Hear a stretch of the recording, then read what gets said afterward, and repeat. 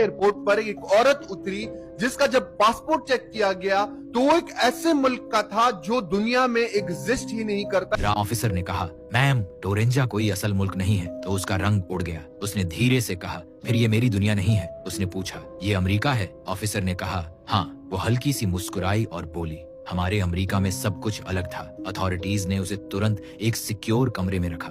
CCTV कैमरे लगाए गए। वो चुपचाप बैठी रही। कई घंटे गुजरते गए। फिर एक अजीब चीज हुई। कैमरे की स्क्रीन पर वो धीरे धीरे स्टैटिक जैसी होने लगी, जैसे सिग्नल खत्म हो रहा हो। कुछ सेकंड्स में वो गायब हो गई। कमरा खाली था, न एंट्री न एग्जिट। उन कैमरों की फुटेज आज तक पब्लिक नहीं हुई, लेकिन जो लोग वहां थे कहते हैं उन्होंने कुछ ऐसा देखा जो समझ के बाहर था। एक ऑफिसर ने कहा, मैंने उसकी आंखों में देखा था जैसे वो किसी और रियलिटी से आई हो। अब सवाल ये है, वो कौन थी? क्या वो किसी और दुनिया से आई मुसाफिर थी, या फिर कोई सीक्रेट एक्सपेरिमेंट जिसका हिस्सा हम नहीं समझ सकते? कुछ लोग कहते हैं टोरेंजा का नाम पुराने नक्शों में लिखा मिलता था, लेकिन डिजिटल दुनिया में उसका कोई निशान नहीं। कुछ लोग कहते हैं ये मंडेला इफेक्ट का केस है। कुछ कहते हैं ग्लिच इन द मैट्रिक्स। जो भी सच है, एक बात तो पक्की है, उस औरत ने जेएफके पर कुछ ऐसा छोड़ा जो हम सब के लिए एक राज बन गया। अगर वो सच में किसी और दुनिया से आई थी तो क्या इसका मतलब है कि और भी दुनिया है जहां हम जैसे लोग हैं, हम जैसे शहर, मगर एक अलग हकीकत में? सोचो जरा,